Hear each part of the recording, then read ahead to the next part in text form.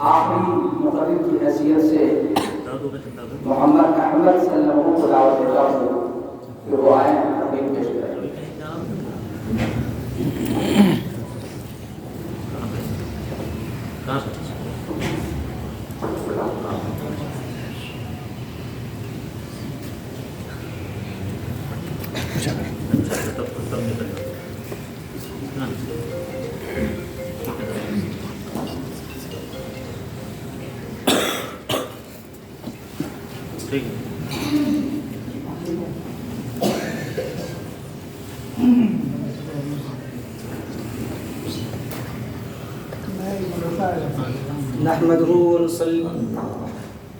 نحمده ونصلي على رسوله الكريم أما بعد فقد قال الله تبارك وتعالى في القرآن المجيد والفرقان الحميد فأعوذ بالله من الشيطان الرجيم بسم الله الرحمن الرحيم لا يأتيه الباطل من بين يديه ولا من خلفه تنزيل من حكيم حميد صدق الله العلي العظيم. یا رب یہ التجا ہے کرم تو اگر کرے، یا رب یہ التجا ہے کرم تو اگر کرے، وہ بات دے زبان میں جو دل پر اثر کرے. میرے معزز و مکرم دوستو، اللہ جل جلالہ کا بے انتہا فضل و کرم ہوا کہ اللہ پاک نے مجھے اس انجمن اصلاح لسان کے اختتامی پروگرام میں کچھ کہنے کا موقع عنایت فرمایا.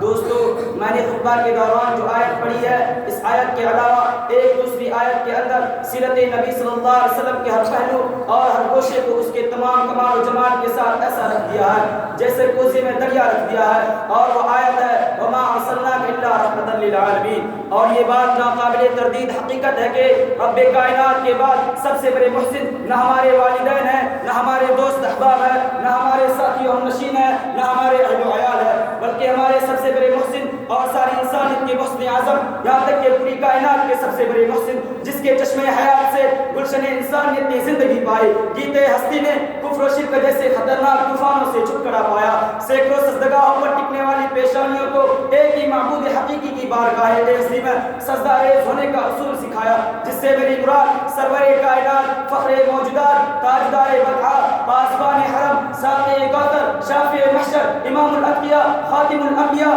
رحمت للعالمین، سید المرسلین، جان عالمین، ہادی جہاں، سرور دو عالم، رسول عربی، نبی امی، تاجدار مدینہ، احمد مجتبی، محمد مصطفیٰ صلی اللہ علیہ وسلم کی ذات گرامی ہے، جنہوں نے ہمیں ایک خدا سے ملایا، خدا کا جلوہ دکھایا، جنہوں نے فلک کی بلندی میں، دن کی روشنی میں، رات کی تاریکی میں، سورج کی چمک میں، جگنوں کی دمک میں، فلوں کی مہک میں اور قطروں کی تراوت میں عرفان ربانی کی سیر کرائی، جنہوں نے خشک میدانوں میں علم و معرفت کے دریا بہائے، جو انسانیت کے غمخوار، مظلوموں کے مددگار، یتیموں کے والی، غریبوں کے مولا، دردمندوں کے درما تھے. اور ایسے کیوں نہ ہوتے، آپ صلی اللہ علیہ وسلم کو تو رحمت للعالمین بنا کر بھیجا گیا تھا. یہی وجہ ہے کہ آپ صلی اللہ علیہ وسلم کے احسانات پوری دنیا پر ہے، لیکن آج افسوس کی بات ہے کہ وہ مسلمان جو کل تک پوری دنیا کی قیادت اور پاسبانی کر رہا تھا، آج وہ مسلمان تنزلی کی طرف کیوں جا رہا ہے؟ وہ مسلمان جو کل تک سمندر اور ہواؤں کو اپنے تابع کیے ہوئے تھا، آج وہ مسلمان ذلیل کیوں ہو رہا ہے؟ وہ مسلمان قوم جس کی ایک آواز پر چند و پرند چند لمحوں کے اندر جنگل کے جنگل خالی کر دیے تھے، آج اس کے حکم ماننے کے لیے ایک چوٹی بھی تیار نہیں. جن کی صورتوں کو دیکھ کر کروڑوں کفار نے دین اسلام قبول کیا تھا، لیکن آج ان کی صورتوں پر دہشت گردی کا الزام کیوں لگایا جا رہا ہے؟ مسلمانوں آخر سوچو، اتنا بڑا انقلاب کیوں آ گیا؟ پیارے دوستو، جب تک مسلمان نبی صلی اللہ علیہ وسلم کے طریقہ پر تھا تو ہدایت پر گامزن تھا، جب تک مسلمان صحابہ کرام کے طریقہ پر تھا تو ہدایت پر گامزن تھا، جب تک مسلمان قرآن و سنت کی روشنی میں فیصلہ کرتا رہا دنیا اس کے فیصلے کو مانتی رہی، جب تک مسلمان نبی کے طریقے کو نہیں چھوڑا دنیا کی کوئی بھی بڑی طاقت اس کا مقابلہ نہ کر سکی. یہی وجہ تھی کہ وہ لوگ جب تک اس دنیا میں تھے تو کامیابی کی زندگی گزارے اور جب مرے تو کامیابی کی موت مرے. اور جب مسلمان نبی کے طریقے کو چھوڑیں گے، قرآن و سنت کو پس پشت ڈالیں گے، صحابہ اکرام کی اتباع کو حقیر سمجھیں گے، قرآن و حدیث کے فیصلے کو نہیں مانیں گے، تو بتاؤ یہ ذلت کے غار میں نہیں جائیں گے تو کہاں جائیں گے؟ یہ ہلاک نہیں ہوں گے تو کون لوگ ہلاک ہوں گے؟ پیارے دوستو، یہ بات اپنے دل و دماغ کے اندر بٹھا لیجئے کہ آج جتنی بیماریوں نے جنم لیا اور جتنی بدعت و خرافات پیدا ہوئی ہے، یہ سب نبی کے طریقے کو چھوڑنے اور قرآن و سنت کو بھلا دینے کی وجہ سے ہے. مسلمان کبھی بھی ذلیل نہیں ہوا کرتا. اگر ذلیل ہوا تو آقا مدنی کے طریقے سے اعراض کرنے کی وجہ سے ذلیل ہوا. اگر مسلمان ذلیل ہوا تو آقا مدنی کے طریقے سے اعراض کرنے کی وجہ سے ذلیل ہوا. پیارے دوستو، مسلمان وہ نہیں جس کو حالت بدل دے، مسلمان وہ ہے جو حالات کو بدل دے. نبی کریم صلی اللہ علیہ وسلم نے حکم فرمایا قش السواری بواف اللحا، مونچھیں پشت کرو اور داڑھی کو بڑھاؤ. مسلمانوں نے اس کا الٹا کرنا شروع کر دیا. نبی کریم صلی اللہ علیہ وسلم نے حکم فرمایا افشوا السلام بینکم، آپس میں سلام کو رواج دو اور سلام کو پھیلاؤ. مسلمانوں نے اس کو بھلا دیا.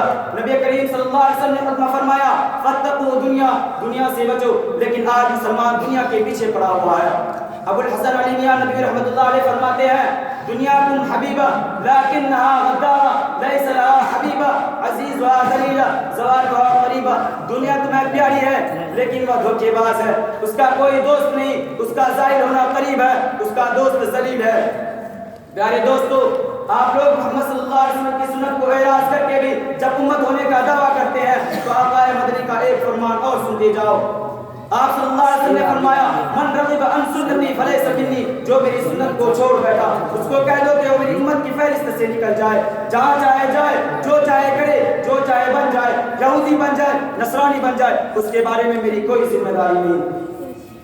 آپ صلی اللہ علیہ وسلم سے پوچھا گیا کہ آپ کے عاشق کون ہے اور آپ کو کون کون پیار کرتا ہے، تو جواب ملا من احب سنتی فقط احبنی، جو میری سنت سے پیار کرتا ہے وہ میرا عاشق ہے. داڑھی رکھنا حضور صلی اللہ علیہ وسلم کی سنت ہے. موچے کٹوانا آقا کی سنت ہے. سلام کرنا محبوب کبریا کی سنت ہے.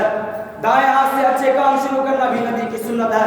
اسی طرح ہر ایک کام میں ایک ایک سنت ہوا کرتا ہے، اس کو اپنانے کا حکم دیا گیا ہے. لیکن آج ہم اس سے بے نیاز ہیں. پیارے دوستو، آپ صلی اللہ علیہ وسلم کو دیوانہ کہا گیا تو کس لیے کہا گیا؟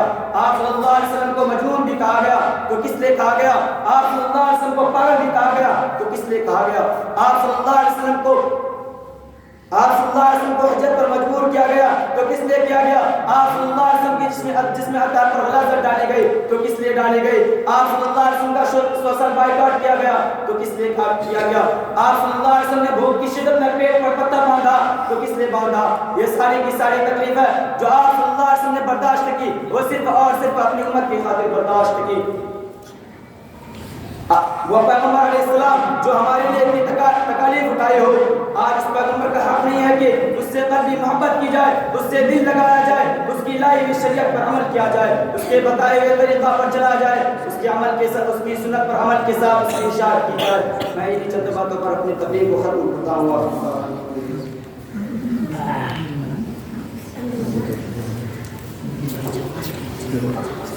ماشاءاللہ اب تک ہم طلبہ کے پروگرام سے یہ آخری